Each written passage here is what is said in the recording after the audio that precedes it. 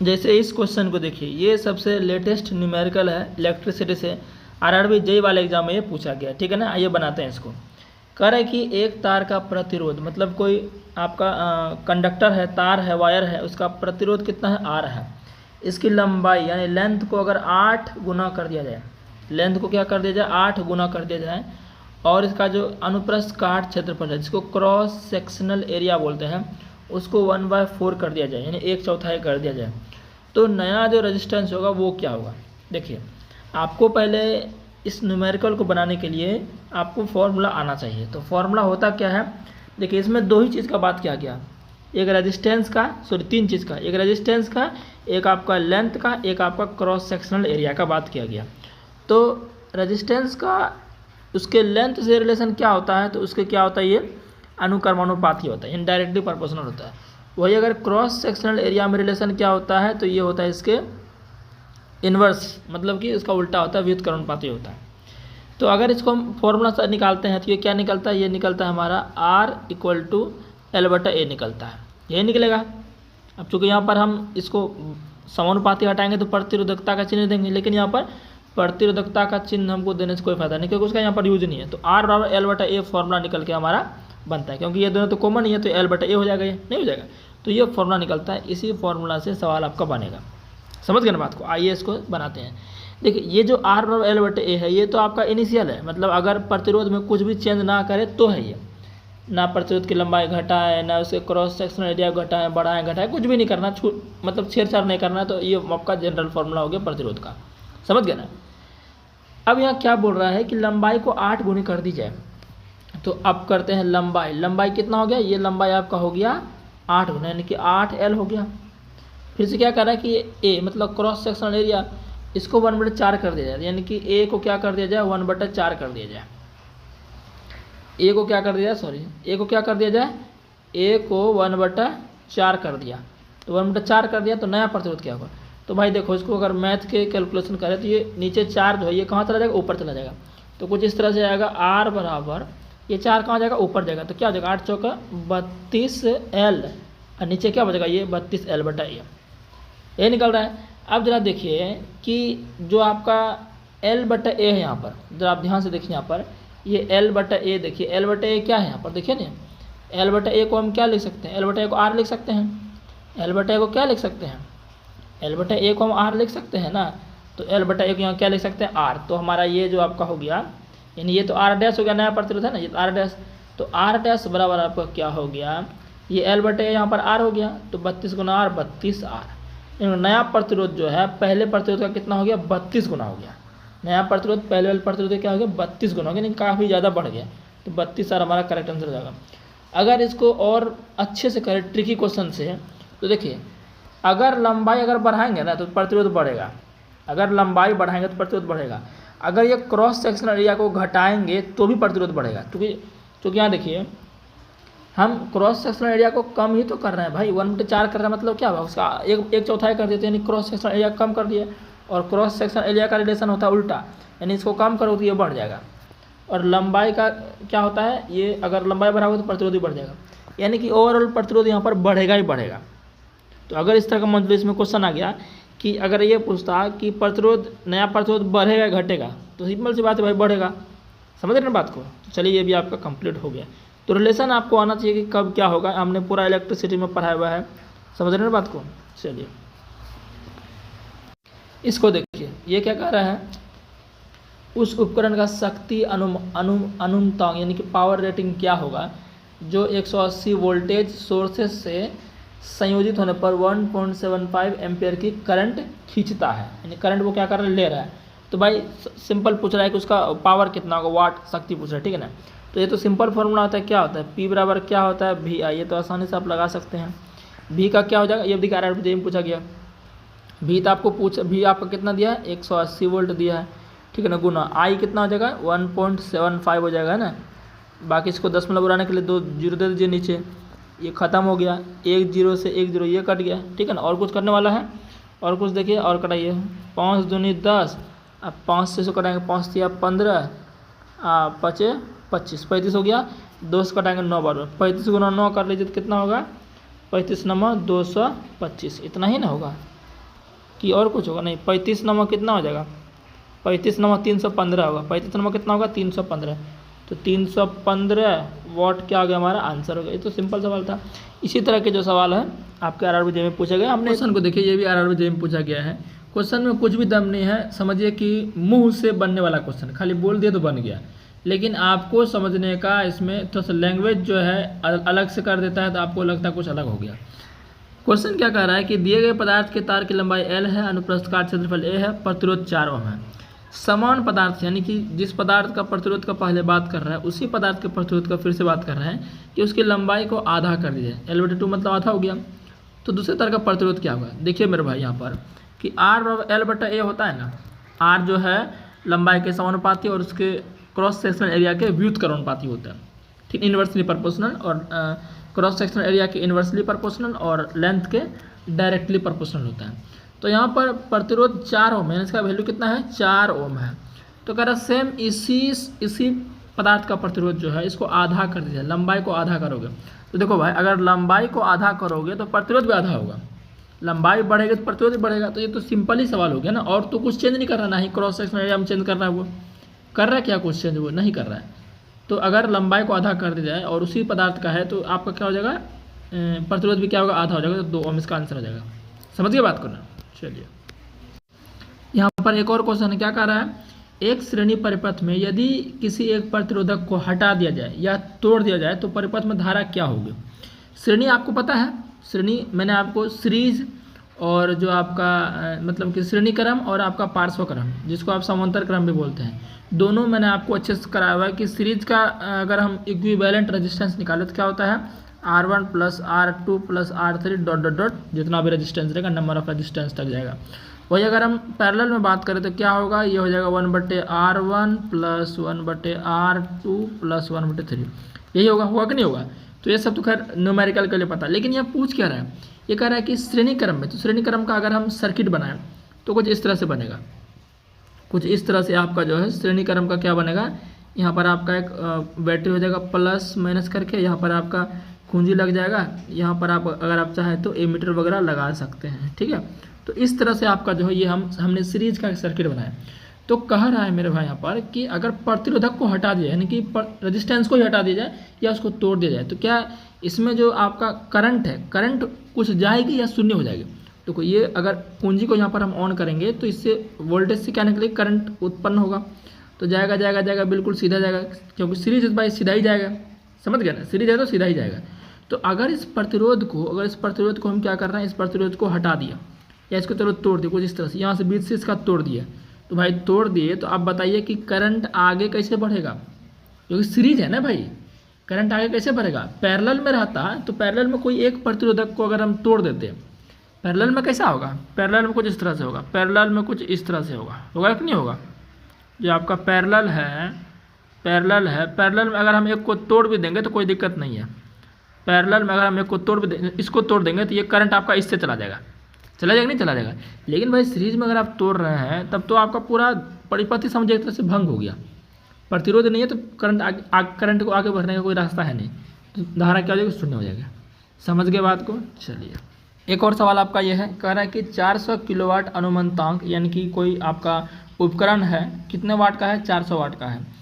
यानी कि अच्छा, कौन सा है आपका? रेफ्रिजरेटर है, वो कौन सा है? यानी AC आपका है, 400 वाट का है, 8 घंटे प्रतिदिन चलाया जाता है, 3 रुपया प्रति यूनिट है। तो 30 दिनों तक अगर चलाएंगे तो कितना बिल आएगा, कितना पैसा आपका खर्चा होगा, है ना? तो सिंपल सी बात है भाई, P का वैल्यू आपका कितना दिया? P को छोड़ो, यानी डायरेक्ट फॉर्मूला लगाते हैं। देखिए कितना होता है? 1 kWh बराबर कितना होता है? 1 यूनिट। 1 kWh बराबर क्या होता है? 1 यूनिट होता है। तो इस kWh से हम क्या करते हैं? इसको बनाने का प्रयास करते हैं। तो 1 kWh, तो kW मतलब क्या होगा? किलोवाट। kW मतलब किलोवाट, और 1 किलोवाट का मतलब कितना होता है? 1000 वाट होता है। 1 किलोवाट का मतलब कितना होता है? 1000 वाट होता है। तो यहाँ पर वाट कितना दिया है, यानी कि शक्ति कितना दिया है? 400 वाट। तो इस 400 को क्या कर लो आप, इधर हम कर लेते हैं, 400 वाट है ना, ये 400 वाट है ना, इसको किलो वाट में बदलो। तो वाट को भाई किलो वाट में बदलेंगे, क्या करेंगे? 1000 से भाग देंगे, तो ये दोनों कट जाएगा। तो 4 और 10 कितना होगा? 0.4। तो यानी कि KW के बदले में क्या लिख सकते हैं? 0.4 लिख सकते हैं, गुना घंटा। घंटा कितना है भाई? 8 दिन है। नहीं, एक दिन में 8 घंटा चला रहे हैं तो 30 दिन में कितना चलाएंगे, तो 8 गुना 30 कर लेंगे, 8 गुना 30 कर लेंगे। तो जब इसको पूरा गुना करेंगे तो कितना हो जाएगा, इसको जब पूरा गुना करिएगा तो ये आपका लगभग आ जाएगा 8 या 24, 2496, और इसको नीचे 10 से भाग दीजिए, खत्म हो जाएगा। तो क्या हो जाएगा, ये 1 शून्य 1 शून्य खत्म, तो 8 या 24, 2496, यानी कि 96 KWH आ जाएगा, 96 KWH, यानी कि 1 KWH बराबर 1 यूनिट, तो 96 KWH बराबर 96 यूनिट। तो भाई कर दीजिए 96, और 1 यूनिट का दाम कितना है, 3 रुपया, तो 96 गुना 3 करेंगे तो 288 आपका क्या हो जाएगा, आंसर हो जाएगा। तो ऑप्शन ए आपका करेक्ट हो जाएगा। तो इस तरह से आपके सवाल जो RRBJ में ऐसे ही नॉर्मल सवाल आपके पूछे गए हैं, ठीक है। थोड़ा सा हम पढ़ने का प्रयास करते हैं। कह रहे हैं कि R1 और R2 नामक दो प्रतिरोधक समांतर क्रम में जुड़े हुए। देखिए, समांतर क्रम को ही पार्श्व क्रम कहते हैं। अगर आपको अच्छे से नहीं पता है तो मैं बोल देता हूँ, समांतर क्रम को साथियों पार्श्व क्रम बोलते हैं। कैसे बनता है समांतर क्रम, जैसे मैं आपको थोड़ा सा यहाँ पर बनाने का प्रयास करता हूँ, थोड़ा सा यहाँ पर मैं बनाने का समांतर क्रम का आपको प्रयास करता हूँ, देखिएगा ध्यान से। देखिए, समांतर क्रम मेरे भाई क्या होता है, इस तरह से देखिए, इस तरह से आपको जो है समांतर क्रम साथियों आपको देखने को मिलता है। इस तरह से आपको 3 प्रतिरोधक इसमें साथियों जुड़े रहते हैं, 3 प्रतिरोधक, और तीनों प्रतिरोध का सिरा जो है ये आपका इस तरह से ये प्रतिरोधक रहता है। ये आपका हो गया R1, और ये आपका R2, और ये आपका R3। समांतर प्रतिरोध में समांतर क्रम में क्या होता है मेरे भाई कि सभी प्रतिरोधक में 3 प्रतिरोधक लगाएं, सभी प्रतिरोधक में क्या है साथियों, वोल्टेज, यानी वोल्टेज की मात्रा समान रहेगी, लेकिन करंट I जो है, I करंट बोलते हैं, करंट समय अलग अलग जाएगी क्योंकि इसका डायरेक्शन चेंज होता है। समझ गए मेरे भाई। चलिए, तो ये बात आपको ध्यान रखना है। तो अब सवाल इसमें क्या कह रहा है, सुनिएगा ध्यान से। अच्छा, प्रतिरोध के बारे में थोड़ा सा मैं बताता हूँ आपको, प्रतिरोध के बारे में। प्रतिरोध क्या होता है, तो बोलेंगे सर प्रतिरोध का मतलब होता है जो धारा का विरोध करे। अच्छा, तो इसका मतलब बताइए, एक 5 ओम का प्रतिरोध है और एक 10 ओम का प्रतिरोध है, तो किस में ज़्यादा करंट जाएगा, तो बोलेंगे सर इसमें ज़्यादा जाएगा, 5 ओम वाला में ज़्यादा करंट जाएगा। क्यों, क्योंकि 10 ओम वाला तो प्रतिरोध का वैल्यू ज़्यादा है, क्योंकि प्रतिरोध का मतलब ही होता है जो करंट का विरोध करे। तो 10 ओम वाला प्रतिरोध है तो ये करंट का विरोध करेगा, अपने अंदर से ज़्यादा करंट नहीं जाने देगा। लेकिन 5 ओम वाला कम प्रतिरोध है, ये कम वाला है तो अपने अंदर से करंट को ज़्यादा जाने देगा। इतना चीज़ समझ गए। अब क्वेश्चन को देखते हैं। क्वेश्चन कह रहा है R1 और R2 नामक दो प्रतिरोधक समांतर क्रम में जुड़े हुए हैं। यदि R1, देखिए यहाँ पर दे दिया, R1 का मान जो है R2 से छोटा है, यानी कि R1 कम है और R2 ज़्यादा है, R1 कम है R2 ज़्यादा है, समझ गए ना। तो दोनों के बीच समान विभवांतर होने पर, मतलब दोनों में वोल्टेज समान जा रहा है। मैंने बोल दिया था समांतर क्रम में क्या होता है, वोल्टेज की मात्रा समान होती है। तो समान विभवांतर होने पर उनमें प्रवाहित धारा के बारे में क्या अनुमान लगाया जा सकता है। तो मैंने पहले ही बोल दिया साथियों, समांतर क्रम में क्या होता है, समांतर क्रम में क्या होता है, सभी प्रतिरोधों में धारा अलग अलग जाएगी, लेकिन वोल्टेज सभी में समान जाएगा। समझ गए ना। तो अब देखते हैं यहाँ पर प्रश्न देखते हैं, ऑप्शन देखते हैं। R1 से प्रवाहित धारा R2 से प्रवाहित धारा से कम है। अब देखो भाई, मैंने क्या यहाँ क्वेश्चन में क्या बोल रहा है, R1 का जो आपका क्या बोलते हैं, R1 जो क्या है ये कम है किससे, R2 से, यानी कि जिसमें कम प्रतिरोध है उसमें धारा ज़्यादा जाएगा। सीधी सी बात है, क्योंकि प्रतिरोध का मतलब ही होता है विरोध करना। तो ये क्या करें, R1 से प्रवाहित धारा R2 से कम जाएगी, ये तो गलत है, ठीक है, ये गलत है। दूसरा देखते हैं, R1 से प्रवाहित धारा R2 के बराबर जाएगी, नहीं भाई बराबर भी नहीं हो सकता है। तीसरा देखते हैं कि R1 से प्रवाहित धारा R2 से प्रवाहित धारा से बिल्कुल ज़्यादा जाएगा। ये बात सही करा, क्योंकि जिसका जितना प्रतिरोध कम है तो धारा का मान ज़्यादा होगा, ठीक है ना। प्रतिरोध ज़्यादा है, धारा का मान क्या हो, कम होगा।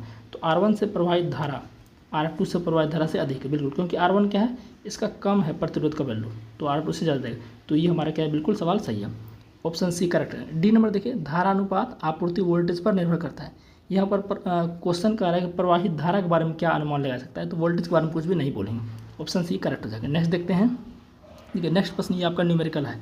ये देखिए क्या कर रहा है, एक इलेक्ट्रिक केतली आप देखते हैं चाय बनाने के लिए, पानी उन्हें गर्म करने के लिए 2.2 किलोवाट का है, 220 वोल्ट का है। यदि बिजली की लागत यहाँ पर दे दिया है कितना आपको बिल लगेगा, 1 यूनिट खर्च करिएगा तो 4 रुपये लगेगा। तो 30 मिनट तक यूज कर रहे हैं हम इस केतली को, तो कितना हमें जो है बिल पे करना पड़ेगा। 30 मिनट तक पानी उबालने के लिए कितना बिल पे करना पड़ेगा।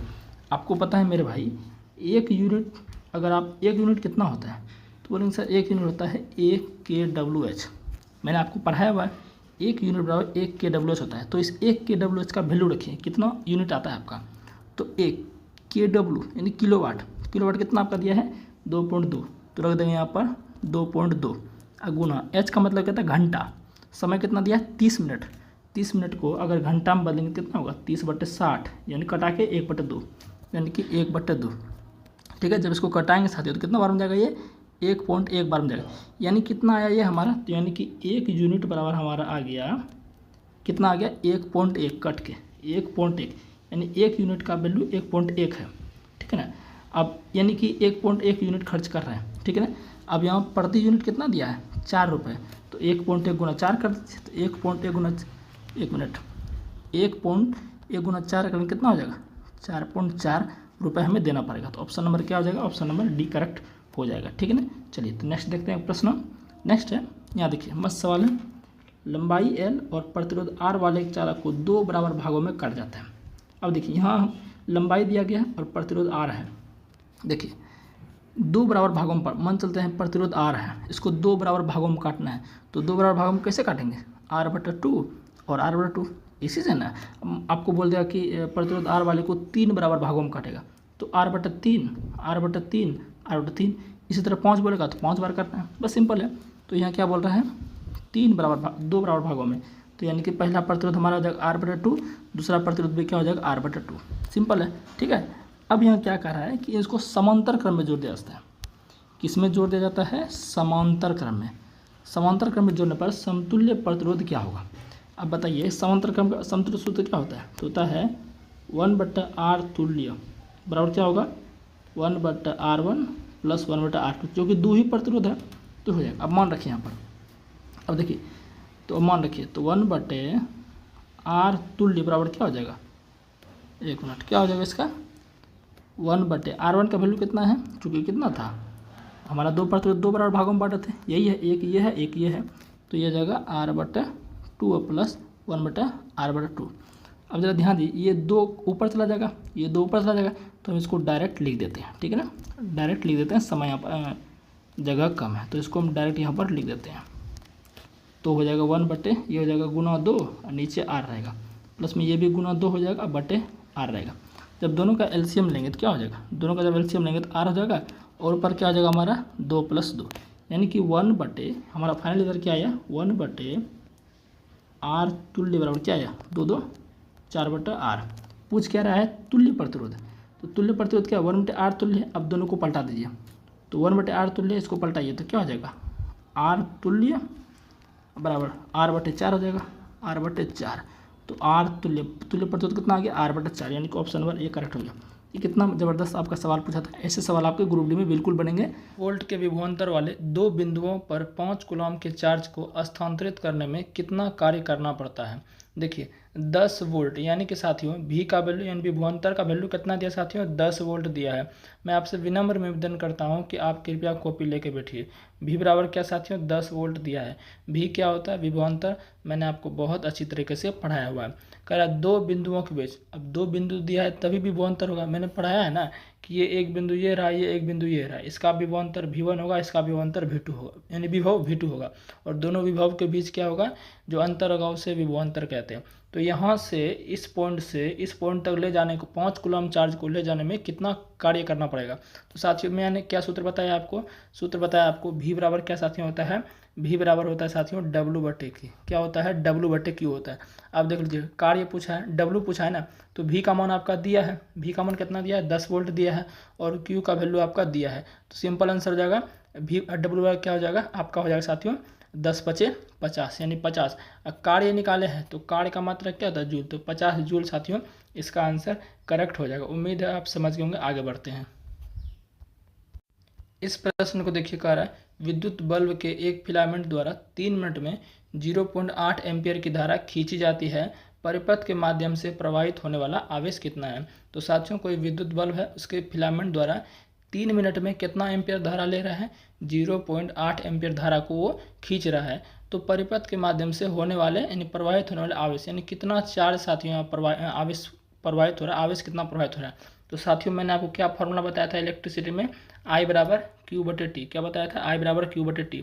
तो I का वैल्यू दिया है, I कितना दिया है 0.8 एम्पियर, तो I का वैल्यू रख दीजिए कितना 0.8 रखिएगा, ठीक है ना, और बराबर Q मतलब क्या है आवेश, आवेश तो खुद पूछ रहा है, तो क्यू को क्यू रख देंगे। अब बटे टी क्या दिया साथियों, समय दिया है 3 मिनट।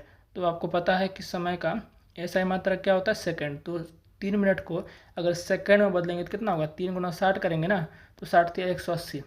अब आवेश पूछ रहा है तो कोना कोनी गुना हो जाएगा, तो 180 गुना 0.8 कर लीजिए, कितना होगा 18 यानी कि साथियों आपका ये आंसर हो जाएगा आपका 144 कूलम आंसर जाएगा। यानी कि कूलम खुद दिया हुआ है तो 144 क्या हो जाएगा, इसका आंसर हो जाएगा। समझ गए ना। आगे बढ़ते हैं साथियों, अब देखते हैं कूलम के नियम से प्रश्न। हालांकि विद्युत आवेश से बहुत सारे प्रश्न हैं, लेकिन सारे प्रश्न एक ही फॉर्मूला से बनते हैं, I बराबर Q/T से। तो समय बर्बाद करना हम आपका नहीं चाहते, ये फॉर्मूला याद है तो आप आसानी से वो न्यूमेरिकल बना सकते हैं। अब देखते हैं कूलम का नियम। हमने आपको कूलम का नियम अच्छे से पढ़ाया है कि कूलम का नियम क्या होता है। कूलम का साथियों पूरा नाम होता है चार्ल्स कूलम। क्या है, चार्ल्स कूलम। क्या कहना चाहते हैं समझते हैं। निम्नलिखित में से कौन से वैज्ञानिक ने दो आवेशित कणों के बीच आकर्षण या प्रतिकर्षण के बल को नियंत्रित करने वाला नियम दिया है। तो मैंने साथियों आपको बताया था कि दो आवेश होते हैं, एक Q1 होता है, एक Q2 होता है। इन दोनों के बीच रिलेशन बताया था, किसने बताया था, चार्ल्स कूलम ने, कि ये दोनों आवेश जो है इन दोनों आवेशों के बीच जो बल लगेगा, आकर्षण बल या प्रतिकर्षण बल, वो क्या होगा, दोनों आवेशों के गुणनफल के का साथियों क्या होगा, समानुपाती होगा। गुणनफल के साथियों क्या होगा, ये समानुपाती होगा। और ये दोनों आवेश है तो इनके बीच कुछ न कुछ दूरी होगी, तो उनके बीच जो बल लगेगा ना साथियों, उसके दूरी के वर्ग के व्युत्क्रमानुपाती होता है। यानी कि फाइनल हमारा जो फॉर्मूला आता है, अगर न्यूमेरिकल इस पर आ जाए तो क्या बनाएंगे, F समानुपाती होता है। ये समानुपाती को हटाते हैं, चलो लिख देते हैं, ये होता है हमारा Q1 × Q2/R²। ये हमारा क्या साथियों होता है, फाइनल फॉर्मूला होता है कूलम के नियम का। तो ये बात किसने कही थी, कूलम ने। ऑप्शन डी आंसर हो जाएगा। समझ गए ना। आगे बढ़ते हैं। इस प्रश्न को देखिए, कह रहा किसी आवेश का विद्युत क्षेत्र बल जो है उसके अनुसार क्या होता है। ऑप्शन दिया गया, पहला है कि दूरी के साथ बढ़ता है, दूरी के घन के साथ घटता है। उसके बाद साथियों दिया है दूरी के साथ घटता है और दूरी के वर्ग के साथ घटता है। अभी जस्ट हम आपको बताएं कि सूत्र क्या होगा, F समानुपाती अगर हटा देंगे तो क्या बनेगा साथियों, ये फॉर्मूला तो ये होता है, फॉर्मूला तो आपका यही होता है ना। अगर साथियों हम इसको हटा देंगे, समानुपाती को हटा देंगे तो क्या, इसका जगह कुछ देंगे तो K देते हैं, क्या देते हैं, K। तो इसको हटा देते हैं ना, चलिए अच्छे से हम लिख देते हैं आपको। तो समानुपाती हटाने के बाद फॉर्मूला क्या बनता है हमारा, ये बनता है K Q1 × Q2/R², यही बनता है ना। अब ज़रा देखिए भाई साहब कि ये जो है आपका दूरी है, दो आवेश के बीच की दूरी है। तो देखिए बल और आवेश के बीच कैसा संबंध है, तो बोलिएगा कि व्युत्क्रमानुपाती का संबंध है। और व्युत्क्रमानुपाती का मतलब क्या होता है, एक बढ़ेगा तो दूसरा घटेगा, दूसरा घटेगा तो पहला बढ़ेगा, इस तरह से संबंध होता है। तो अगर साथियों इसको हम बढ़ाएंगे तो ये घटेगा, लेकिन कैसे घटेगा, इसके दूरी के वर्ग के व्युत्क्रमानुपाती के। तो बोल देंगे दूरी के वर्ग, यानी कि ऑप्शन डी हमारा क्या साथियों करेक्ट आंसर हो जाएगा। ठीक है ना। अच्छा, यहाँ पर K जो साथियों है, K जो है, इस K का वैल्यू याद रख लीजिए। हालांकि नहीं पूछेगा लेकिन फिर भी याद रख लीजिए, इस K का वैल्यू कितना होता है, 9 × 10⁻9 होता है। ठीक है ना।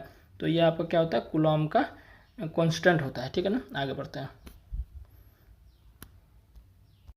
चलिए, अब कह रहा है कूलम का नियम क्या कहता है, दो बिंदु के आवेशों के मध्य आकर्षण या प्रतिकर्षण बल का परिमाण दो आवेशों की मात्रा के गुणनफल के साथ उनके बीच की दूरी के व्युत्क्रमानुपाती होता है। आगे पढ़ते हैं फिर हम साथियों, दो बिंदु आवेशों के मध्य आकर्षण या प्रतिकर्षण बल का परिमाण दो आवेशों की मात्रा के व्युत्क्रमानुपाती होता है। आगे पढ़ते हैं, दो बिंदु आवेशों के मध्य आकर्षण या प्रतिकर्षण बल का परिमाण दो आवेशों की मात्रा के अनुक्रमानुपाती होता है तथा उनके बीच की दूरी के वर्ग के व्युत्क्रमानुपाती होता है।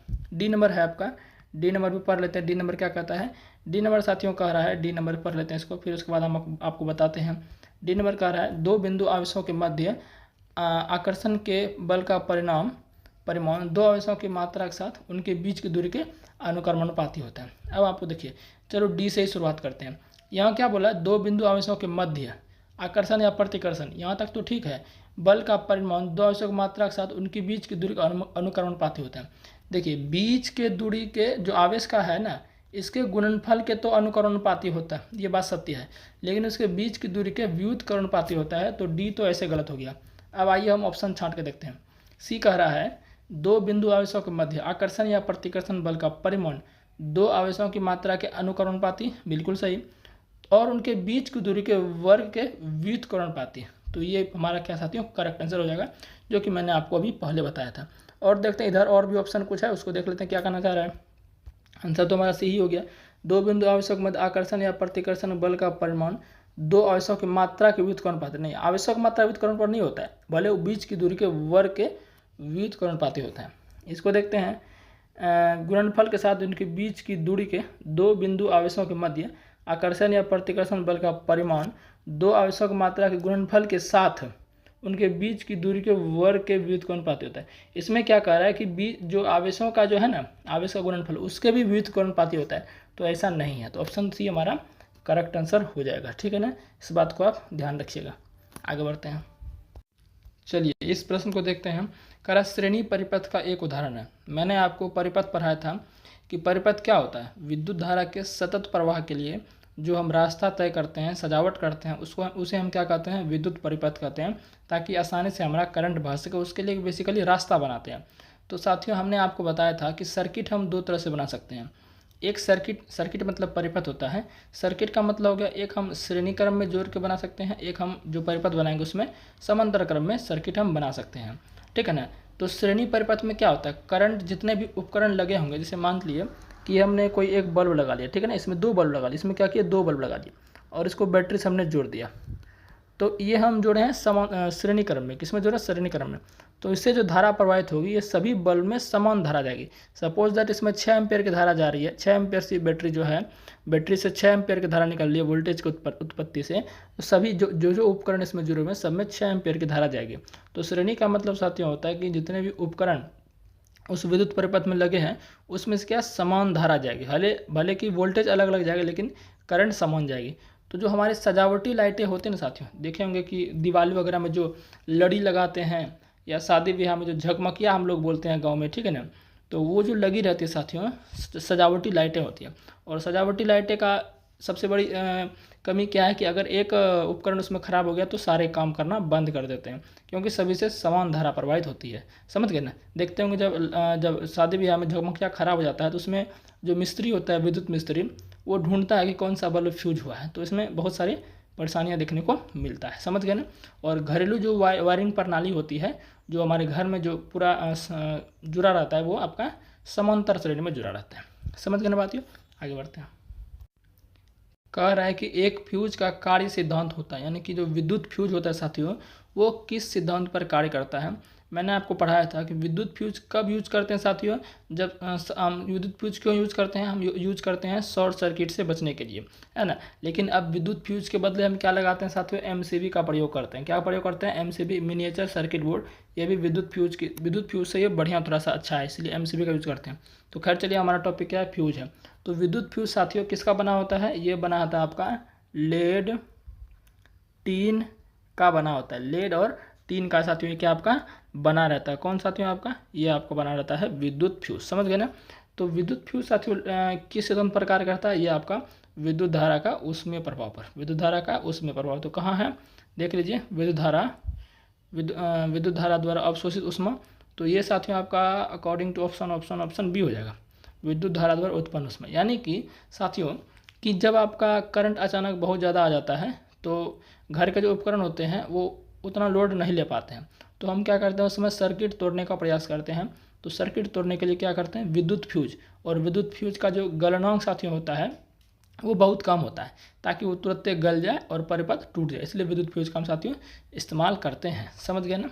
आगे बढ़ते हैं। नेक्स्ट क्वेश्चन आपका है, विद्युत परिपथ में विद्युत धारा के प्रवाह कारण डैश के रूप में हानियां होती है। मैंने साथियों आपको पढ़ाया था कि जब किसी चालक में करंट प्रवाहित होता है तो उससे क्या निकलती है, हीट उत्पन्न होता है। तो सिंपल सी बात है, किसके रूप में हानि होगी, हीट के रूप में हानि होंगे। और उस हानि को अच्छे से यूज करने के लिए हमने क्या फिर तकनीक लाया कि जो है उनका यूज हम किस में करने लगे साथियों, विद्युत धारा का उसमें प्रवाह के सिद्धांत पर उनका हम कार्य करने लगे। उसी के चलते साथियों हम इलेक्ट्रिक इस्त्री का इस्तेमाल करने लगे, विद्युत केतली का इस्तेमाल करने लगे, हीटर का इस्तेमाल करने लगे। जब भाई उष्मा का हानि हो ही रहा है तो उस उष्मा का कुछ ना कुछ क्या किया जाए, यूज किया जाए। तो पहले वैज्ञानिक को ये पता नहीं था कि चालक से हीट भी निकलता है, जो कि जूल का तापमान नियम पता है ना, H = I² RT। तो उसी से आपको साथियों क्या उसी के चलते वो नियम लाया गया था कि हीट जब निकल ही रहा है तो इसका कुछ ना कुछ यूज किया जाए। तो आपका विद्युत स्थिति वगैरह सब जो आज देखते हैं ना, आयरन जो करते हैं वो उसी सिद्धांत पर आधारित होता है, विद्युत धारा के उसमें प्रभाव पर, ठीक है ना। तो सिंपल सी बात है, उष्मा के रूप में हानि होगी। आगे बढ़ते हैं। नेक्स्ट क्वेश्चन है, अभी अभी हमने आपको बताया था एक लघुपथित परिपथ में धारा क्या होता है। देखिए, लघुपथित का मतलब साथियों क्या होता है, शॉर्ट सर्किट। क्या होता है, शॉर्ट सर्किट। और शॉर्ट सर्किट कब होता है, जब साथियों आपका मेंस तार, जिसको हम विद्युन्मय तार कहते हैं, और विद्युन्मय तार और उदासीन तार किसी कारणवश क्या होते हैं, आपस में सट जाते हैं। तो क्या होता है साथियों, परिपथ में धारा आगमन अत्यधिक हो जाता है। परिपथ में धारा आगमन क्या होता है, अत्यधिक हो जाता है, जिससे क्या है, हानि भी हमें देखने को मिलता है। तो सिंपल सी बात है, धारा क्या हो जाती है, अत्यधिक तेजी से बढ़ती है। अत्यधिक तेजी से अचानक आपका धारा का मान बहुत ज़्यादा हो जाएगा, जिससे हमारे विद्युत उपकरण को हानि पहुंच सकती है। तो इससे बचने के लिए हम किसका यूज करते हैं, सिंपल सी बात है, फ्यूज का यूज करते हैं। किसका यूज करते हैं, फ्यूज का यूज करते हैं, ठीक है ना। आगे बढ़ते हैं। इस प्रश्न को देखिए, श्रेणी संयोजन में अभी अभी हमने आपको बताया था कि प्रतिरोधों का संयोजन जो है दो तरह से तैयार कर सकते हैं। एक हम कर सकते हैं श्रेणी क्रम में, जिसमें कि आपकी धारा क्या होती है, सभी उपकरणों में समान जाती है, और एक होती है समांतर क्रम, जिसे पार्श्व क्रम भी कहते हैं। तो कह रहा है कि श्रेणी संयोजन जो है उसमें प्रत्येक प्रतिरोध से गुजरने वाली धारा क्या है। तो अभी अभी फिर हमने आपको बोला, चाहे कोई भी उपकरण हो, श्रेणी क्रम में अगर संयोजित है, यानी कि सर्किट अगर आप श्रेणी क्रम में सजाए हैं, तो धारा का मान सभी उपकरणों से समान जाएगा। तो सिंपल सी बात है, हम ज़्यादा नहीं, यहाँ प्रतिरोध का बात बोल रहा है, तो सभी प्रतिरोधों में बराबर जाएगी, समझ गए ना। लेकिन वोल्टेज अलग अलग जाएगा, वोल्टेज साथियों अलग अलग जाएगा। वही अगर हम समांतर की बात करते हैं, समांतर में सभी उपकरण में क्या है, धारा का मान अलग अलग होता है, लेकिन वोल्टेज समान होता है। समझ गए ना बात को, ये सब हम थ्योरी में कराए हुए। आगे बढ़ते हैं। आइए इस प्रश्न को देखते हैं। करा कई प्रतिरोधों को समांतर क्रम में संयोजित करने को इनमें से किसके समतुल्य माना जा सकता है। देखिए, बहुत बड़ा कॉन्सेप्चुअल क्वेश्चन है। जो हमसे पढ़ा है इलेक्ट्रिसिटी चैप्टर, वो तो आसानी से इसको 1 मिनट टाइम लेकर बना लेगा। थोड़ा सा टाइम टेकन ये क्वेश्चन है, लेकिन जो हमसे पढ़ा है ना कॉन्सेप्ट, जो हमने आपको बताया है, आसानी से वो इस क्वेश्चन को आंसर कर लेगा, है ना।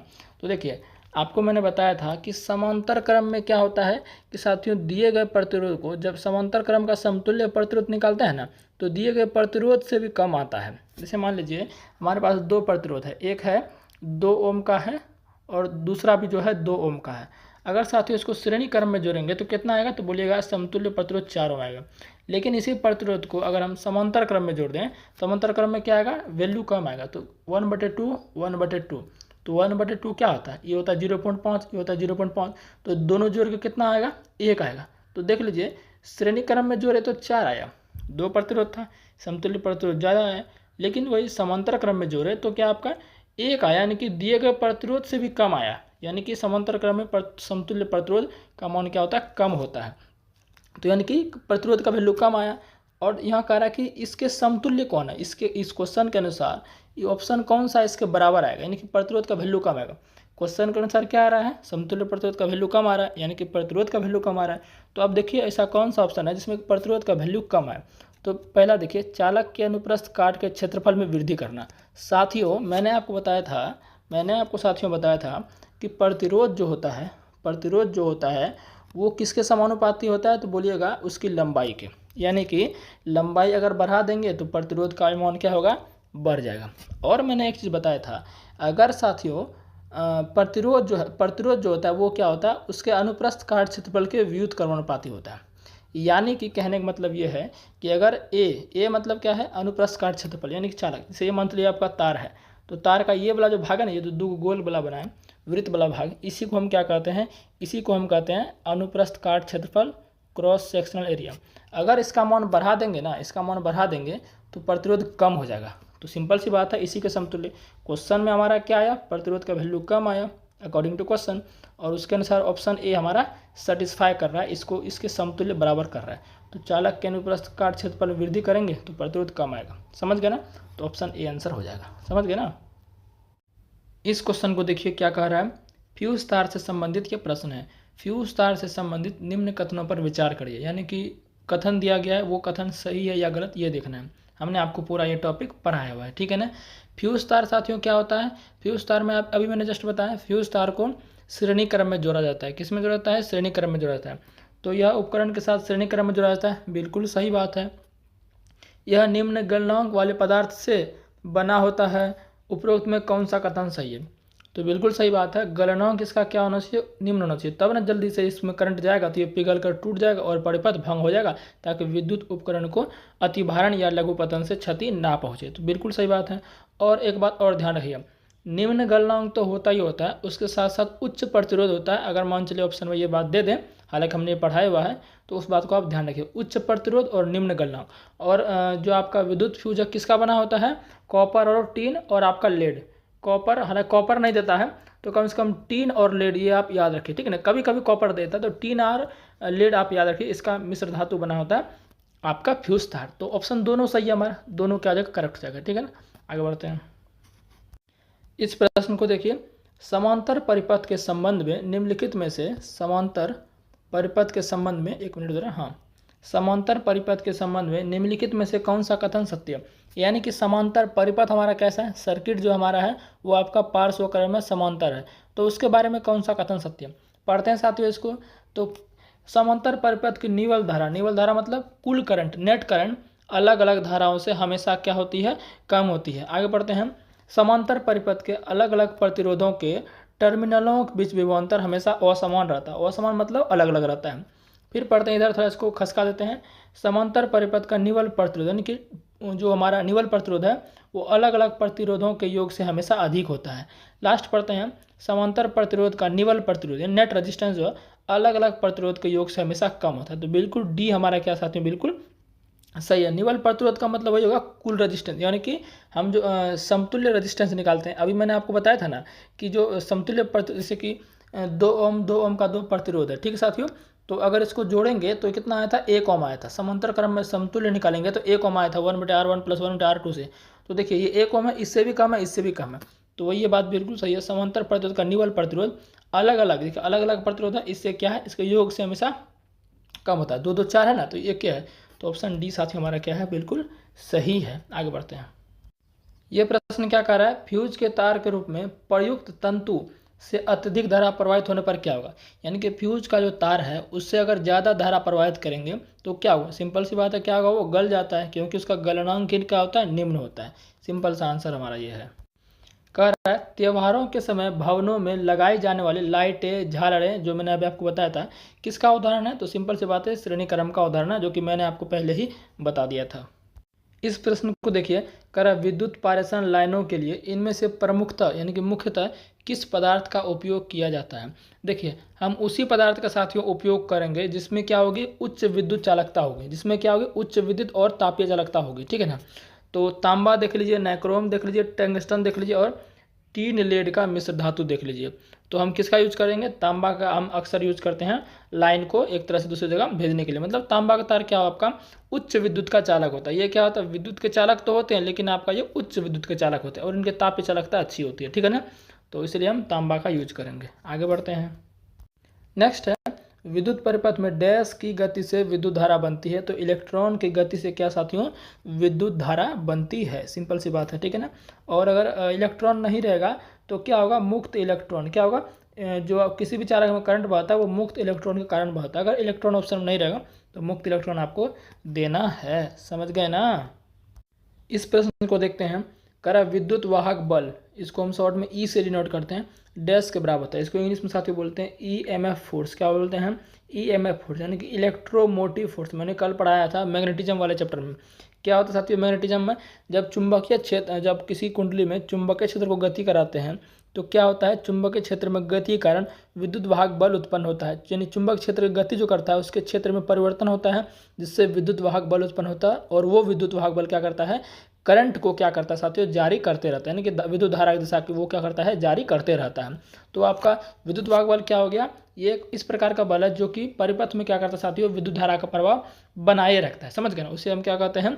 विद्युत वाहक बल या इलेक्ट्रोमोटिव फोर्स कहते हैं। तो इसका फॉर्मूला सिंपल वही होता है जो आपका विभव का होता है, E = W/Q। समझ गए ना। चलिए, ये आपका जनरेटर से इसको प्राप्त कर सकते हैं। किससे प्राप्त कर सकते हैं? जनरेटर से। और मैंने आपको बता ही दिया था कल जनरेटर कैसे काम करता है। कैसे काम करता है साथियों? जनरेटर आपका काम करता है विद्युत चुंबकीय प्रेरण के सिद्धांत पर जनरेटर काम करता है। और विद्युत मोटर किस सिद्धांत पर कार्य करता है? विद्युत धारा के चुंबकीय प्रभाव पर। आगे बढ़ते हैं। इस प्रश्न को देखिए, डायग्राम दिया गया है, बोल रहा है कि आरेख जो है वो क्या प्रदर्शित करता है। तो देखिए साथियों, यहाँ पर आरेख में देखिए कि ये जो तीर का निशान आपको दिख रहा है, और तीर का निशान जो दिख रहा है आपको, ये कोई फिक्स नहीं है। जिधर मन तिधर आपको देख सकते हैं तीर का निशान आपको एकदम रैंडम मोशन में जो है इलेक्ट्रॉन के बारे में यहाँ पर बताया गया है कि रैंडम मोड में क्या कर रहा है, रैंडम स्थिति में क्या कर रहा है, इलेक्ट्रॉन गति कर रहा है। यानी कि हम कह सकते हैं, और रैंडम स्थिति में जो गति करता है वो साथ ही होता है ओपन सर्किट। आपको पता है कि जब सर्किट क्लोज रहता है तो इलेक्ट्रॉन किधर गति करता है, धनात्मक आवेश के विपरीत। धनात्मक आवेश के विपरीत आपका मुक्त इलेक्ट्रॉन किधर गति करता है, विद्युत जो आपका धनात्मक आवेश है, धनात्मक टर्मिनल उसके विपरीत गति करता है। तो यहाँ पर आपका क्या साथियों, ये आपका साथियों जो है ओपन सर्किट है। क्या ये ओपन सर्किट में इलेक्ट्रॉन जैसे मन तैसे गति कर रहा है। तो खुले परिपथ में इलेक्ट्रॉनों की यादृच्छिक, यादृच्छिक का मतलब हो गया जैसे मन तैसे, रेंडमली। समझ देख रहे हैं कि जैसे मन तैसे इलेक्ट्रॉन गति कर रहा है, कोई फिक्स पाथ नहीं है। समझ गए ना। तो ऑप्शन डी हमारा आंसर हो जाएगा।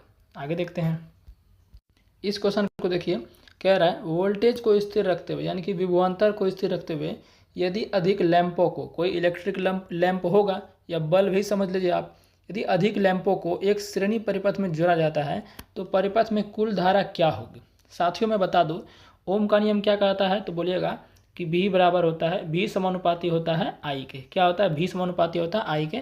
ये आप सभी को अच्छी तरह से पता है, V समानुपाती होता है I के।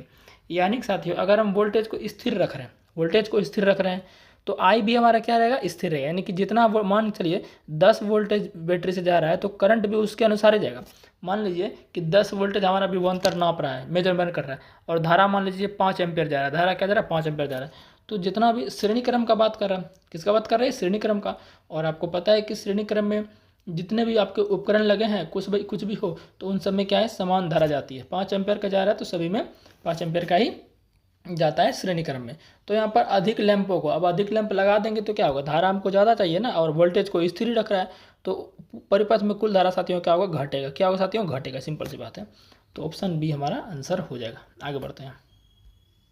ये क्वेश्चन देखिए, इलेक्ट्रिकल वायर हेतु अंतर्राष्ट्रीय रंग कोड के अनुसार निम्नलिखित में से कौन सा विकल्प न्यूट्रल वायर दर्शाता है। कल ही हमने पढ़ा है मैग्नेटिज्म वाले चैप्टर में कि कैसा न्यूट्रल का कैसा होगा, फेज मेन लाइन का कैसा होगा, है ना, अर्थ वायर का कैसा कलर होगा। पूरा A to Z कॉन्सेप्ट हमने मैग्नेटिज्म वाले चैप्टर में पढ़ाया। तो न्यूट्रल वायर का मतलब क्या हो गया, उदासीन तार। तो ये आपका कैसा होता है साथियों, काला होता है। कैसा होता है, काला। अच्छा देखिए, काला ऑप्शन में दिया ही नहीं है, काला ऑप्शन में नहीं दिया तो आप मारिएगा नीला। क्या मारिएगा, नीला। काला या नीला साथियों जो अंतर्राष्ट्रीय के अनुसार जो है काला या नीला आपका क्या होता है, ये आपका न्यूट्रल वायर यानी कि उदासीन तार को दर्शाता है। समझ गए ना। और हरा आपको पता ही है कि आपका जो है हरा किसको दर्शाएगा, ये दर्शाएगा साथियों, हरा दर्शाएगा किसको, अर्थिंग वायर को, ठीक है। और लाल आपका, लाल किसको दर्शाएगा, विद्युन्मय तार को। बाकी पीला, पीला जो है, पीला के लिए कुछ नहीं दिया गया अंतर्राष्ट्रीय कोड के द्वारा, ठीक है ना। आगे बढ़ते हैं। इस प्रश्न को देखिए, विद्युत परिपथ में क्या क्या होते हैं। तो सिंपल सी बात है, विद्युत परिपथ में क्या होगा, विद्युतीय घटक होगा, संयोजी तार होगा, और सेल होगी, और बैटरी होगी। सिंपल सी बात है, ये सब रहेगा। ये सब तो एकदम बहुत लड्डू क्वेश्चन है, तो इसमें क्या ही एक्सप्लेन करना। आगे बढ़ते हैं। अब ये कह रहा है कि विद्युत परिपथ कनेक्शन कितने प्रकार के होते हैं, तो 2 प्रकार के, श्रेणी संयोजन और समांतर संयोजन। सिंपल सी बात है। ये क्वेश्चन देखिए थोड़ा सा डिफिकल्ट क्वेश्चन पूछा गया है, आरआरबी जेई में ये पूछा गया है। तो ग्रुप डी वगैरह में ऐसा क्वेश्चन नहीं आएगा, ठीक है ना। इस बात के लिए आप घबराइए मत। एक बंद विद्युत परिपथ में वोल्टेज एवं दिष्ट धारा का अनुपात क्या रहता है। तो साथियों बंद विद्युत परिपथ अगर क्लोज सर्किट है तो विद्युत परिपथ में विभवांतर और जो डायरेक्ट करंट दिया जाता है उसका अनुपात क्या साथियों, स्थिर रहता है। इतना ये थोड़ा सा डिफिकल्ट हाई लेवल का क्वेश्चन कह सकते हैं, इलेक्ट्रिसिटी से टेक्निकल क्वेश्चन थोड़ा सा ये आपका टाइप का। तो ये आपके एग्जाम में ग्रुप डी वगैरह में, टेक्नीशियन वगैरह में ये नहीं आएगा। ये आरआरबी जेई के एग्जाम में देखिए आया हुआ ना। तो ऐसा क्वेश्चन मैंने अभी आपको कराया भी नहीं है, क्योंकि ये क्वेश्चन ना ही एनटीपीसी में आएगा, ना ही ग्रुप डी में आएगा, ना ही टेक्नीशियन में, क्योंकि ये टेक्निकल से रिलेटेड थोड़ा सा संबंधित है, ठीक है ना। नेक्स्ट क्वेश्चन देखिए, चित्र में दिखाए गए संकेत को विद्युत परिपथ के संदर्भ में क्या कहते हैं। मैंने आपको विद्युत परिपथ के सारे अवयव बताए हुए हैं कि बल्ब कैसा होता है, कुंजी कैसा होता है, संधि तार कैसा होता है, बिना संधि के तार कैसा होता है, परिवर्ती प्रतिरोध कैसा होता है, सेल कैसा होता है, बैटरी कैसा होता है। सारा चीज़ मैंने आपको थ्योरी में पढ़ा हुआ है। तो ये जो साथियों है, ये आपका क्या साथियों, ये आपका बल्ब है। क्या है, विद्युतीय बल्ब है। समझ गए ना। आगे बढ़ते हैं। इस क्वेश्चन को देखिए, विद्युत धारा का एक सतत और बंद मार्ग क्या कहलाता है। तो विद्युत परिपथ कहलाता है। क्या कहलाता है साथियों, विद्युत परिपथ कहलाता है।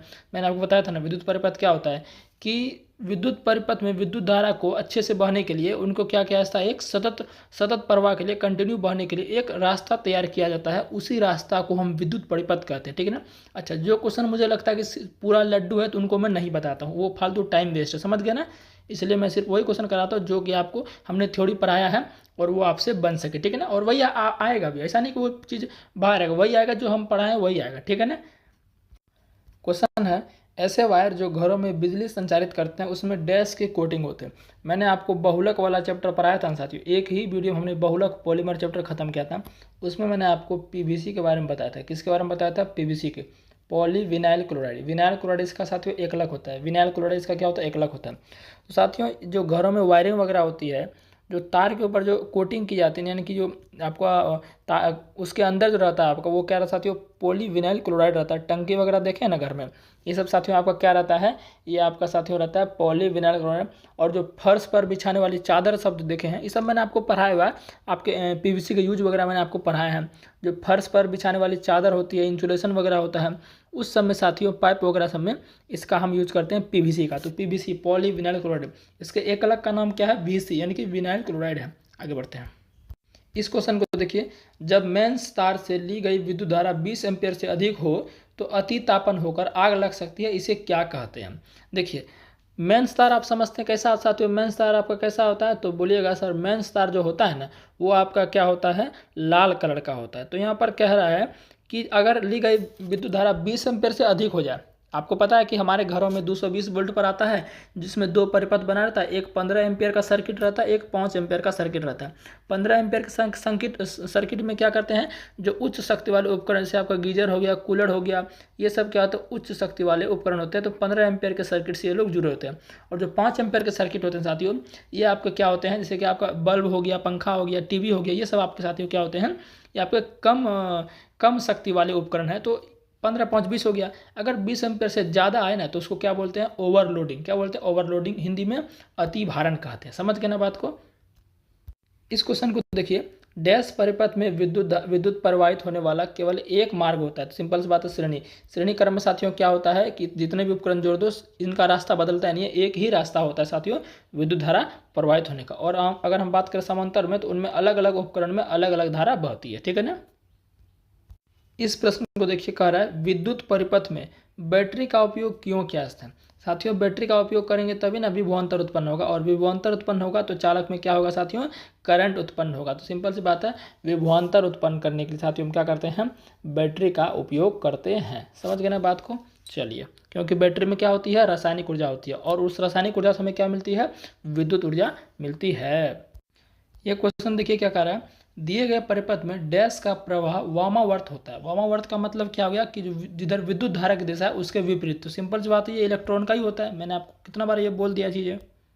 चलिए इस प्रश्न को देखिए, किसी समांतर परिपथ में यदि किसी खराबी के कारण एक विद्युतीय उपकरण कार्य करना बंद कर दे तो सभी अन्य विद्युतीकरण उपकरण क्या होंगे? तो मैंने साथियों बोला था कि श्रेणी क्रम में क्या होता है कि उनमें धारा समान प्रवाहित होती है सभी विद्युत उपकरणों में।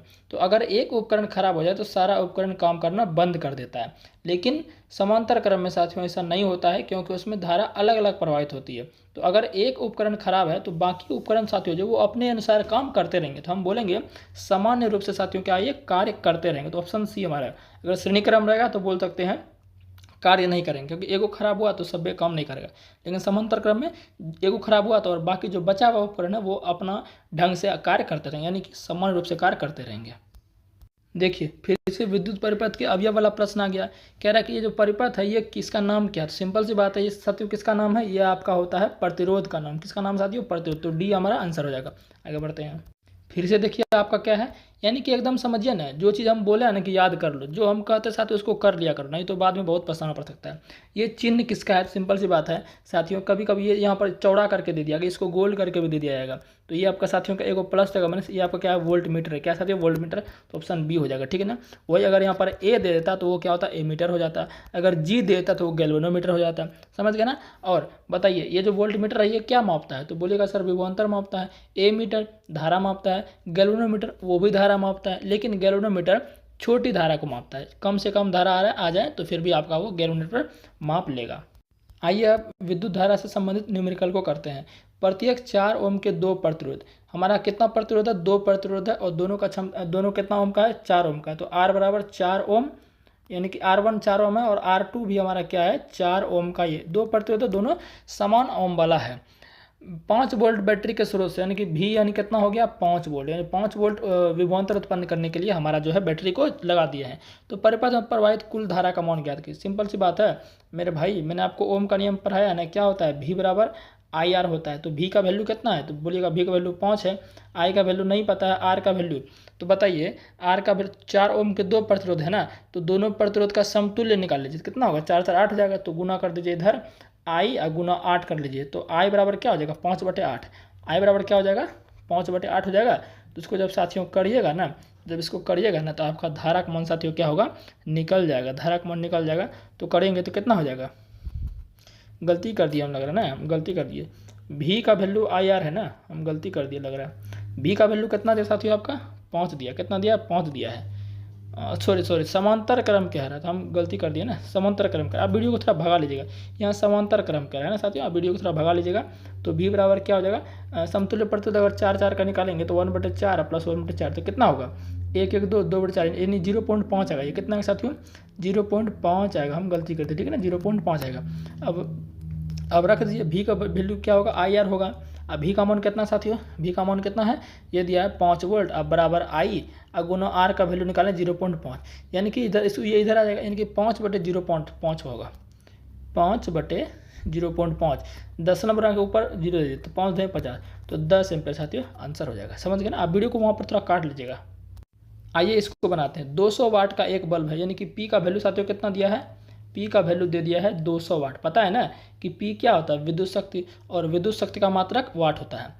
220 वोल्ट, यानी कि V का वैल्यू भी दे दिया है 220 वोल्ट। समझ गए ना, तो क्या कह रहा है कि धारा बताइए। तो सिंपल सी बात है मेरे भाई, मैंने नहीं बताया क्या, P बराबर साथियों VI होता है ना, ये मैंने बताया था ना, मान रख लीजिए। धारा पूछ रहा है, P का वैल्यू दिया है 200, अब बराबर V का वैल्यू 220, तो भाई गुना I, तो सिंपल सी बात है 200/220 कर लीजिए, आपका आंसर आ जाएगा 200/220 कर लीजिए, वो आप कटा के आंसर निकाल लीजिएगा, 2 11 और 2 दही 10, यानी कि साथियों 11/10 कर लीजिएगा, तो आपका लगभग आ जाएगा आंसर, आपका आ जाएगा 0.91 आ जाएगा, 0.9 एम्पियर आ जाएगा। ठीक है ना, आगे बढ़ते हैं।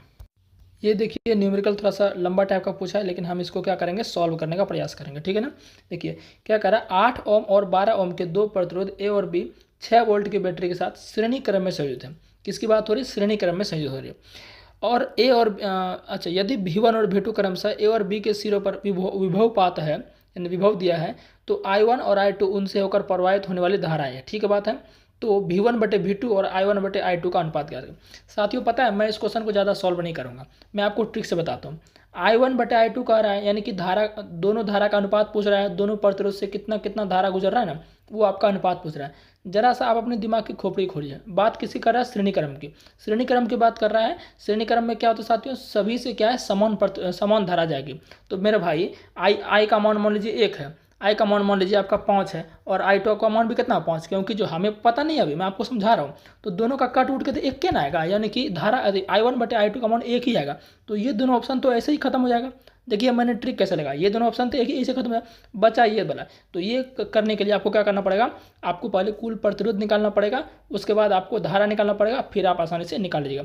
V1/V2 है, यानी कि श्रेणी क्रम में क्या है, सभी उपकरण में विभवांतर यानी वोल्टेज अलग अलग जाता है। तो पहले हम निकाल लेते हैं R, तो कुल R बराबर क्या हो जाएगा, टोटल हो जाएगा 8 12 20, श्रेणी क्रम है तो जुट जाएगा, R 20 होगा। I का वैल्यू निकाल लीजिए, I बराबर सूत्र क्या हो जाएगा, बोलेगा V/R, तो V का मान कितना है, तो बोलेगा कि V का मान है आपका, V का मान कितना दिया 6 वोल्ट, तो 6/R का वैल्यू, तो 6/20 साथियों ये कट के आ जाएगा आपका, ये पूरा जब इसको काटिएगा ना तो लगभग जाएगा 20 लगभग ये आपका 0.3 आ जाएगा, 0.3 एम्पियर आएगा। तो I का वैल्यू भी निकल गया, R का वैल्यू भी निकल गया। अब आसानी से साथियों आप V1 निकाल सकते हैं और V2 निकाल सकते हैं। तो आपका आंसर जो है इससे आप निकाल सकते हैं आसानी से, क्योंकि मैंने ओम का नेम आपको अच्छे से पढ़ाया हुआ है। ठीक है ना, चलिए आगे बढ़ते हैं। चलिए ये परिपथ देखिए, दिए गए परिपथ में 3 ओम प्रतिरोध में प्रवाहित धारा ज्ञात कीजिए। देखिए साथियों सबसे पहले तो हमें नज़र यही आ रहा है, ये और इजी क्वेश्चन है, ये कैसा क्रम है, ये कैसा क्रम है, तो बोलेगा श्रेणी क्रम है, क्योंकि देखिए एक ही रास्ता है, तो कैसा श्रेणी क्रम है। तो पूछ क्या रहा है, ये पूछ रहा है आपका धारा पूछ रहा है। तो R टोटल कितना हो जाएगा, R हो जाएगा 3 4 7, और विभवांतर देले है 5, तो निकाल लो ना भाई। I बराबर सूत्र क्या होता है, बोलिएगा V/R होता है। तो V का वैल्यू कितना हो गया, V का वैल्यू होगा 5/7, 5/7 एम्पियर, यानी कि ऑप्शन बी करेक्ट हो गया। समझ गए ना। इस क्वेश्चन को देखिए, ये क्या कर रहा है, दो प्रतिरोध है, एगो 10 ओम का है, एगो 15 ओम का है, समांतर क्रम में जोड़ा है। समांतर में जोड़ा तो पहले तुल्य निकाल लीजिए, तो 1/r बराबर क्या हो जाएगा, 1/, हो जाएगा 10 अब प्लस 1/5 हो जाएगा। जब इन दोनों का लघुत्तम लेंगे तो 10 10 अब 5 दूनी 10, यानी कि 3/10, यानी टोटल आ गया 10/3। ये सब आप निकाल सकते हैं। तो यानी कि हमारे साथियों आर जो तुल्य आ गया वो आ गया 10/3 आ गया। कितना आ गया, 10/3 आ गया, है ना। अब कह रहा है कि 3 वोल्ट के बैटरी से संयोजित किया गया धारा ज्ञात कीजिए। तो आर का वैल्यू इतना आ गया ना। अब आपको पता है कि विभवांतर एक ही होगा, तो कोई जरूरत नहीं है विभवांतर अलग से दोनों उपकरण में निकालने की, एक ही विभवांतर बात कर रहा है समांतर क्रम में। तो आई बराबर सूत्र क्या होता है, तो बोलिएगा वही सूत्र होता है जो ओम का नियम होता है, V/R। V कितना है, तो बोलिएगा V 3 है। R कितना है, 10/3 हो जाएगा नीचे, तो ये 3 आपका ऊपर चला जाएगा, तो क्या होगा 9/10, क्या हो जाएगा 9/10 आपका हो जाएगा। गलत हो गया क्या, 9/10 नहीं है आंसर, नहीं है ना, लगता है कुछ गलत किया, फिर से करते हैं इसमें ना। प्रतिरोध तो आपका जो है आर तुल्य कितना हो जाएगा, ये हो जाएगा 1/10 अब प्लस, अच्छा 1/15 है, मैंने गलत कर दिया, 1/15 है साथियों, 1/15 है, ठीक है ना, मैंने गलत कर दिया ना। यहाँ पर तो क्या है, लघुत्तम 30 आएगा, तो 10 दिया 3 5 15, तो यानी कि 3 2 5, यानी कि 30/5, यानी 6 आएगा। कितना है साथियों, 6 आएगा, ये 6 आएगा कट उठ के, ठीक है ना। इसका जब दोनों जोड़िएगा समांतर क्रम में तो 6 आएगा, मैंने गलती कर दिया था ना। तो आर का वैल्यू 6, मैंने देखा नहीं तक 15 है। अब 3 वोल्ट का बैटरी, तो भी का मान कितना दिया है, 3 वोल्ट दिया है। तो अब निकाल लीजिए धारा, आई बराबर क्या हो जाएगा, आई बराबर हो जाएगा V/R। भी की वैल्यू 6, अब भी की वैल्यू 6 और सॉरी भी की वैल्यू 3, भी की वैल्यू 3 और आर की वैल्यू 6, 3 कम 3 3 6, 1/2 मतलब 0.5, 0.5। तो ऑप्शन डी हमारा करेक्ट आंसर हो जाएगा। समझ गए ना। इस क्वेश्चन को देखिए, एक इलेक्ट्रिक हीटर में किसी सोर्स से 4 एम्पियर की विद्युत धारा प्रवाहित होती है, तो उसका विभवांतर का साथियों क्या है, 60 वोल्ट है। यदि विभवांतर बढ़ाकर 165 वोल्ट हो जाता है तो विद्युत धारा कितनी होगी। समझिएगा ध्यान से, सवाल आपका क्या है, सवाल कह रहा है कि इलेक्ट्रिक कोई हीटर है, उससे कितना धारा बह रहा है, 4 एम्पियर का। आई बराबर कितना है साथियों, है ये आपका 4 एम्पियर। कितना साथियों, 4 एम्पियर है। अच्छा 4 एम्पियर है, ये कब है, जब उसका विभवांतर 60 वोल्ट है, क्योंकि विभवांतर चेंज करेंगे तो आपका क्या होगा, धारा भी चेंज होगा। तो कह रहा अगर विभवांतर 165 कर दें, यानी कि देखिए 60 वोल्ट से बढ़ाकर जो है विभवांतर कितना हो गया, 165 वोल्ट, यानी कब तक बढ़ोतरी साथियों हो गया, ये बढ़ोतरी साथियों हो गया आपका, कितना बढ़ोतरी हो गया, कह सकते हैं 105 का बढ़ोतरी हो गया। कितना बढ़ोतरी हो गया, 105 का, 105 वोल्ट बढ़ा दिया है, तो क्या होगा, धारा का भी मान बढ़ेगा। तो सबसे पहले निकालने के लिए क्या करेंगे, तो आई भी का वैल्यू दिया, हम आर निकाल लेते हैं। क्या का साथियों, आर निकाल लेते हैं। तो शुरू में आर आपका प्रतिरोध कितना हो जाएगा, तो बोलिएगा आर V/I होता है, भी वैल्यू 60 है और ये बटा 4, तो 4 15, यानी कि आर का वैल्यू कितना हो गया, 15 ओम हो गया। प्रतिरोध तो वही रहेगा, प्रतिरोध तो वही रहेगा, सिंपल सी बात है भाई। अब हम निकालते हैं धारा का मान। अब प्रतिरोध कितना आ गया साथियों, 15 ओम आ गया। तो 15 ओम जो आया है, 15 ओम जो आया है प्रतिरोध, अब इसका निकालते हैं। तो फिर से निकालते हैं आर बराबर V/I। अब की बार क्या है, आपके बार भी लेंगे हम 165, अब क्या भी क्या लेंगे 165, तो रखिए 165 अब बटे आई हमको पता नहीं है, क्योंकि विभवांतर बढ़ा दिए तो धारा बढ़ेगा ना। तो कर लीजिए, तो 15 से कटाएंगे साथियों 165 को, तो कितना बार में कटेगा, तो सिंपल सी बात है ये आपका कट जाएगा 11 बार में। तो आई का वैल्यू कितना आएगा, 11 ampere. Option D is the right answer of this question मेरे प्यारे साथियों। इस क्वेश्चन को देखिए, 220 वोल्टेज आउटपुट वाले जनरेटर, कोई जनरेटर है 220 वोल्टेज हमें दे रहा है, 1100 वाट का कोई हमारा क्या है, मोटर है, क्या 1100 वाट का कोई क्या हमारा मोटर है। तो उससे धारा गणना करें, यानी 220 वोल्टेज जो हमारा है, जो जनरेटर दे रहा है, तो उसमें कितना धारा देना पड़ रहा है। तब की जो विद्युत मोटर का क्षमता है 1100 वाट का क्षमता है। तो सिंपल सी बात है मेरे भाई, P बराबर VI नहीं बताया, तो मान रख दो ना, P का वैल्यू रख देना 1100 वाट बराबर V का वैल्यू रख देना 220 वोल्ट। तो कटा दो, तो कटा दो, कितना 22 5 10, यानी 5 एम्पीयर। ऑप्शन करेक्ट सी, ठीक है। आगे बढ़ते हैं। इस प्रश्न को देखिए, क्या कह रहा है, यदि एक तार के माध्यम से प्रवाहित होने वाली विद्युत धारा I है और एक इलेक्ट्रॉन का आवेश E है, इलेक्ट्रॉन का आवेश क्या E है, तो t सेकंड में प्रवाहित होने वाले इलेक्ट्रॉनों की संख्या को किसके माध्यम से निर्धारित किया जा सकता है। साथियों हमने आपको ये पढ़ाया हुआ, तो खैर चलिए अभी इसको हम बताते हैं। इलेक्ट्रॉनों की संख्या कैसे निकालते हैं, उसके लिए जो है सूत्र क्या होता है, Q बराबर N ही होता है। Q बराबर साथियों क्या होता है, N ही होता है, ये प्लस माइनस हो सकता है। अब यहाँ पर N क्या है साथियों, N है इलेक्ट्रॉनों की संख्या और E क्या है, इलेक्ट्रॉन पर आवेश। N क्या है, इलेक्ट्रॉन की संख्या, और Q क्या साथियों आपका चार्ज होता है। तो साथियों Q को हम क्या लिख सकते हैं, Q का फॉर्मूला क्या होता है, IT नहीं होता क्या, तो बोलेंगे बिल्कुल होता है IT, हमने विद्युत धारा में पढ़ा है। और N क्या है, इलेक्ट्रॉनों की संख्या। तो ये पूछ क्या रहा है, यही पूछ रहा है ना, N बराबर N की इलेक्ट्रॉनों की संख्या ही पूछ रहा है, तो N को N ही रख देंगे और E को इधर E रख देंगे। तो N का वैल्यू पूछ रहा है, तो E को इधर फेंक दीजिए, क्या होगा IT, अब बटे E नहीं हो जाएगा, IT बटे E, तो ऑप्शन सी नहीं हो जाएगा, IT बटे E। तो समझ गए, ठीक है। आगे बढ़ते हैं। इस क्वेश्चन का आंसर हमें आपसे चाहिए। क्यों चाहिए? क्योंकि इस क्वेश्चन का इस टाइप का हम करा दिए। क्या कर रहे हैं? जब बिजली के एक हीटर से 4 एम्पेयर का विद्युत प्रवाह होता है ना, कोई हीटर है उससे 4 एम्पेयर का करंट बह रहा है। कब? जब जो आपका टर्मिनल के बीच जो वोल्टेज है ना 60 वोल्ट है। कितना? 60 वोल्ट है। 60 वोल्ट है तो 4 एम्पेयर बह रहा है। अब क्या कहा जा रहा है? गतिज अंतर, यानी कि देखिए कैसा पागल बना रहा है। गतिज अंतर कुछ नहीं है, यहाँ विभवांतर का बात ही हो रहा है। ये सब खाली उल्लू बनाता है ये सब, ठीक है ना। अब जो वोल्टेज को बढ़ा के 60 वोल्ट से विभवांतर को अब कितना कर दिया गया? 157.5 वोल्टेज तक बढ़ा देगा। तो अब विद्युत प्रवाह कितना हो रहा है? अभी जस्ट मैंने करा है। तो मेरे भाई आपसे उम्मीद है कि इसका आंसर आप जो है कमेंट में जरूर दीजिएगा, और जो कमेंट में देगा मैं उसका रिप्लाई जरूर करूंगा, क्योंकि मैंने साथियों पढ़ा है तो क्यों साथियों उस समय वेस्ट करें। आप इसका आंसर कमेंट में दे दीजिएगा, ठीक है ना।